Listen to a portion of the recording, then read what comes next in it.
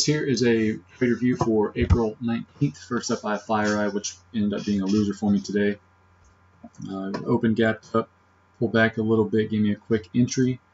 In hindsight, this was very poor management. I should have stopped it out right here below this inside consolidation candle.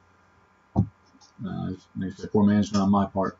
Was hoping and I wanted this trend line to continue, but what I want the market to do, it doesn't really matter to the market. So I was trailed out right here at pretty much this exact low of the opening morning swing, and it's just irritating to see that happen.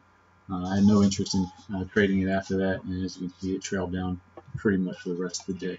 Next up here, I have Marriott MAR. MAR didn't give me the strength I wanted to see here around the VWAP. Didn't like the setup up here on either of these first two candles, so I waited until it came back to the support I was watching.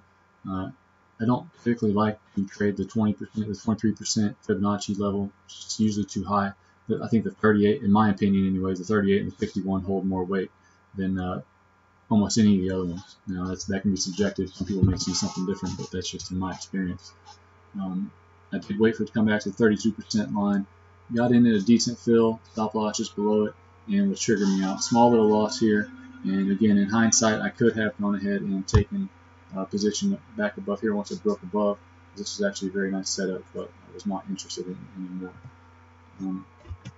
After this, we do have a couple of the winning trades here. First one is Arnc, A-R-N-C, the spinoff from Alcoa. Gave a nice trigger here above yesterday's close.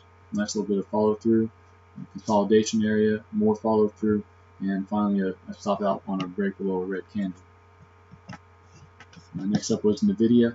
Nvda gave basically a gap and go entry once it opened up, gapped up well above my level. I had an entry, a buy stop just above the open, gave me a little bit of a looser fill that I wanted, but it worked out pretty well. Up here you can see where it fell, and it failed to go above 101, and that was the trigger for me to get out. Next up, VOD. VOD gapped up, didn't trigger me in on the open. Waited for a little bit of a pullback here. Not a very high price stock, doesn't move very much, so very small 3-cent gain. So on here on the chart was not even worth my time of looking at.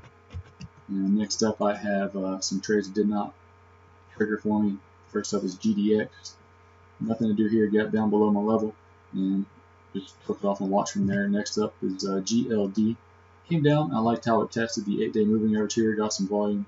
Decided to grab a couple of calls here. I was in and out in a matter of seconds. I didn't even realize that it had triggered me in, so that worked out well for me.